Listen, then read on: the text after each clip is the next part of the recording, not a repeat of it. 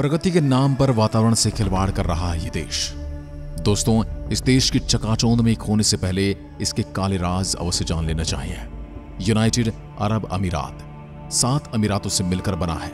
इसका एक प्रमुख अमीरात है दुबई। दुनिया के सबसे अमीर शहरों में शुमार दुबई हमेशा से अपनी आलीशान इमारतों, रंगीन रातों, नाइट लाइफ और अपनी अमीरी से लोगों को अपनी ओर हमेशा से आकर्षित करता आया है। दुबई के लोगों की लाइफस्टाइल और यहाँ की गगनचुंबी इमारतें हमेशा से अपनी ओर आकर्षित करती आई हैं। लेकिन सपनों के शहर दुबई की चकाचौंध में कई ऐसे काले राज दफन हैं जिन्हें शायद आप नहीं जानते।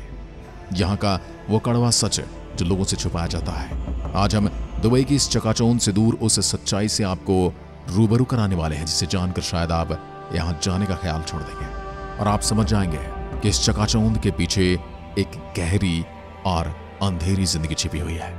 दुबई की गगनचुंबी इमारतों और मॉल्स को देखकर आपके दिमाग में पहली बात जरूर इनकी खूबसूरती आती होगी, लेकिन क्या कभी आपने सोचा है कि इमारतें आखिर बनी कैसे? जी हाँ, पलक झपकती तो बनी नहीं होंगी। इन इमारतों को बनाने के लिए शेखों ने तो मिट्टी और गारा उठाया नहीं होगा। इन इमारतों को बनाने के लिए भारत, पाकिस्तान, बांग्लादेश जैसे गरीब देशों से लोग 4 पैसे ज्यादा कमाने के लालच में यहाँ पहुंच जाते हैं, जिसका फायदा यहाँ के अमीर लोग उठाते हैं। इन इमारतों को जल्दी खड़ा करने के लिए मजदूरों को दिन में 14 घंटे जला देने वाली 50 डिग्री के तापमान में काम करना पड़ता है, जिसके चलते बहुत सी दुर्घटनाएं होती हैं। लेकिन पैसों के दम पर इन सबको दबा दिया जाता है। इन मजदूरों के रहने की जगह भी बड़ी खराब होती है। 2 लोगों की जगह पर 10-10 लोग ठूस कर भरे जाते हैं। इसलिए गगनचुंबी इमारतों और शेखों की तारीफ करने से पहले आप एक बार उन मजदूरों के बारे में सोच लीजिए जिन्होंने इन्हें खड़ा करने के लिए मुख्य भूमिका निभाई है या फिर अपनी जान गंवाई है। और बदले में उन्हें क्या मिला? खाड़ी देशों में यह बात दिखी गई कि यहाँ पर रोजगार के लिए काफी लोगों के साथ दुर्व्यवहार किया जाता है। कई लोग एजेंट्स के चक्कर में फंस जाते हैं और जब दुबई पहुंचते हैं तो उनके मालिक उनका पासपोर्ट जब्त कर लेते हैं और उनके बाद ये अपनी मर्जी से वापस भी नहीं लौट सकते। इसलिए अगर आपको कभी जाने का मौका मिले तो अपना पासपोर्ट अपने पास ही रखें, किसी को भी न दें, अन्यथा आप बहुत बड़ी परेशानी में फंस सकते हैं। ऐसा ही हुआ मुंबई की फरीदा बेगम के साथ। इनका मालिक इनकी 3 महीने की तनख्वाह दिए बगैर अपनी दुकान बंद करके उनका पासपोर्ट लेकर फरार हो गया। वो न तो मुंबई वापस आ सकती थी और न ही स्वीकृत अवधि से अधिक ठहरने का 29,000 जुर्माना चुका सकती थी। तब तक दुबई में कोई भी नई नौकरी भी नहीं कर सकती थी। अब उन्हें गिरफ्तारी का डर सता रहा है। फिलहाल वो एक भारतीय परिवार की शरण में है। आप खुद सोचकर देखिए कि इस महिला पर क्या बीत रही होगी। दुबई पूरी तरह से मुस्लिम शहर है और वहां उनका सख्त कानून चलता है। कानून इतना सख्त है कि महिला पुरुष के कपड़े तक नहीं पहन सकते और बदन में कैसे हुए कपड़े भी नहीं पहन सकते। बुर्की के अलावा पति पत्नी तक एक दूसरे का हाथ पकड़कर नहीं चल सकते। रमजान के दौरान सार्वजनिक जगहों पर किसी रोजेदार के सामने खाने पीने पर रोक है। आप रोजेदार के सामने पानी तक नहीं पी सकते। कुछ ऐसे उदाहरण हैं जैसे कि एक ब्रिटिश नागरिक को दूसरे कार ड्राइवर को उंगली दिखाने पर जेल में बलात्कारियों खूनियों के बीच ठूस दिया गया। और तो और एक विदेशी टूरिस्ट जोड़े को 1 महीना जेल में रहना पड़ा क्योंकि उसने अपने पार्टनर को गाल पर किस कर दिया था।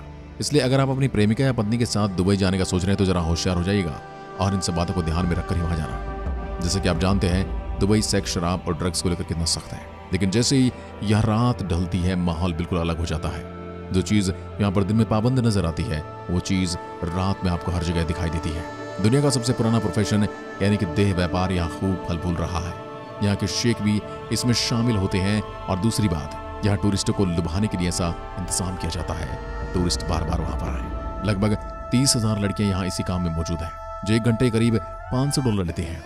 इस काम में यहाँ के अमीर खूब पैसा बनाते हैं और खूब पैसा बहाते हैं और इसी वजह से मानव तस्करी भी बढ़ती जा रही है। इस काम का यहाँ कोड नेम है लेडीज नाइट। पुलिस इन सब के बारे में जानते हुए भी चुप रहती है। इसलिए अगर आप महिलाओं और किसी बार के पास खड़ी हो तो सावधान हो जाइए, क्योंकि कोई भी बिजनेसमैन आपको गलत समझ सकता है और ऐसा एक एशियाई महिला के साथ हो भी चुका है। सोनापुर यानी कि सोने की नगरी। दुबई में भी एक जगह है सोनापुर। सोचकर सुनकर अजीब लग रहा होगा। अगर आप यहाँ पर गए हैं तो आप समझ जाएंगे कि नाम के विपरीत यहाँ के हालात बहुत ही ज्यादा खराब है। दुबई में काम करने वाले मजदूरों का घर है ये सोनापुर। यहाँ लोगों को ठूस ठूस कर रखा जाता है। लाखों मजदूर यहाँ दयनीय स्थिति में रहते हैं। छोटे से कमरे में 8-10 मजदूरों को रखा जाता है। शिफ्ट के अनुसार एक ही बेड को कई लोगों के साथ शेयर करना पड़ता है, यानी कि आपको सिर्फ 8 घंटे के लिए बेड मिलेगा। आपको नींद आई तो ठीक, नहीं तो फिर वापस किसी को देना पड़ेगा। जिन आलीशान इमारतों, होटलों को देखकर दुबई आकर्षित करता है, यही वो लोग हैं जो इनका निर्माण करते हैं, लेकिन घुट घुट कर जीने को मजबूर हैं क्योंकि 2 पैसे कमाने का लालच है। क्योंकि इन्हें कभी भी पैसे समय पर नहीं दिए जाते और पासपोर्ट जब्त हो जाते हैं। दुबई में लोगों के पास इतना पैसा है कि उन्हें खुद नहीं पता कि कहाँ खर्च किया जाए। इसलिए सोने से बनी महंगी कारों से लेकर घरों में, होटलों में पैसा खर्च किया जाता है। लेकिन इन मजदूरों के साथ ऐसा दुर्व्यवहार कि आप सोचने पर मजबूर हो जाते हैं। यहाँ के शेख अब कुत्ते बिल्ली पालने में रुचि नहीं दिखा रहे, बल्कि अब जंगली खतरनाक जानवरों को पालतू बनाने का चैलेंज ट्रेंडिंग में है। शेर, चीता, बाघ, तेंदुए, इन सबको सिर्फ दिखावे के तौर पर पाला जा रहा है ताकि अपनी अमीरी का बखान किया जा सके। लेकिन इस जानवर के बारे में बिल्कुल भी नहीं सोचा जाता। इन जानवरों को जंगल में अपने नेचुरल हेरिटेज में जीने का हक है और यही प्रकृति का नियम भी है। इसके अलावा दूसरे को भी जाने का खतरा अक्सर बना रहता है। ऐसी बहुत सी बातें हैं, जैसे पीने के पानी का दुरुपयोग करना। 40 लाख गैलन पीने योग्य पानी तो सिर्फ गोल्फ के मैदानों को हरा दिखाने में लग जाता है, जहां जातिवाद के हिसाब से नौकरी और पैसे दिए जाते हैं। जैसे नॉर्थ अमेरिकन और यूरोपियन लोगों को एक ही कंपनी में एक जॉब के लिए तीसरी दुनिया के लोगों से दुगने पैसे दिए जाते हैं। यानी कि यदि आप अमेरिका या ब्रिटेन से हैं तो आपको पैसे ज्यादा मिलेंगे, आप भारत से हैं तो भी थोड़े ठीक मिल जाएंगे, आप बांग्लादेश या पाकिस्तान से तो आपको बिल्कुल ही कम मिलेंगे। आपको दुबई में फ्री स्पीच की आज़ादी नहीं है। पुलिस और सरकार द्वारा ऐसे लोगों की आवाज को दबा दिया जाता है। लेकिन हमारे यहाँ लोग एक प्रधानमंत्री को भी कुछ भी बोल जाते हैं। प्रधानमंत्री को तानाशाह और मौत का सौदागर तक कह दिया जाता, लेकिन उसके बाद भी कुछ नहीं होता और फिर कहा जाता कि लोकतंत्र खतरे में है। क्या आपको लगता है कि भारत में फ्री स्पीच है? तो कमेंट में लिखकर जरूर बताइएगा। इसके अलावा दुबई एक और काम करता है, अप्राकृतिक तरीके से बारिश करवाता है। जी आपने सही सुना, जबरदस्ती यहाँ पर बारिश कराई जाती है। क्लाउड सीडिंग नाम की इस बीमारी को दुबई में बहुत इस्तेमाल किया जाता है। क्लाउड सीडिंग के लिए सिल्वर आयोडाइड या ड्राई आइस भी जिसे कहते हैं, ठोस कार्बन डाइऑक्साइड को रॉकेट या हवाई जहाज के जरिए बादलों पर छिड़क दिया जाता है। हवाई जहाज से सिल्वर आयोडाइड को बादलों के बहाव के साथ फैला दिया जाता है। विमान में सिल्वर आयोडाइड के 2 बर्नर या जनरेटर लगे होते हैं, जिनमें सिल्वर आयोडाइड का घोल हाई प्रेशर पर भरा होता है। जहां बारिश करानी होती है वहां पर हवाई जहाज हवा की उल्टी दिशा में छिड़काव किया जाता है।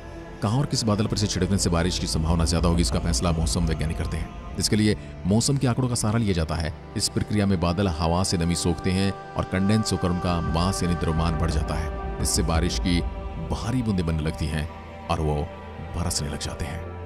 क्लाउड सीडिंग से बारिश तभी संभव है जब आसमान में बादल मौजूद हों और बादल भी ऐसे जिनमें बारिश होने की गुंजाइश हो। ऐसे में उसके लिए मानसून का समय सबसे बेहतर रहता है, क्योंकि इस मौसम में बादलों में नमी की मात्रा थोड़ी ज्यादा होती है। फिर क्लाउड सीडिंग से बारिश का होना या न होना उस जगह पर हवा की रफ्तार की और दिशा पर भी निर्भर करता है, जगह की प्रकृति वगैरह पर भी निर्भर करता है। आप गौर से देखेंगे तो पाएंगे कि आसमान में तमाम तरह के बादल मंडराते रहते हैं। थोड़ी सी मेहनत से आप आसमान में मौजूद अलग अलग तरह के बादलों की पहचान कर सकते हैं। क्लाउड सीडिंग के लिए गुंबदनुमा और परतदार बादल बेहतर होते हैं, क्योंकि इसमें नमी की मात्रा ज्यादा होती है। दुबई प्रकृति के नाम पर वातावरण से खिलवाड़ कर रहा है, प्रकृति से खिलवाड़ कर रहा है।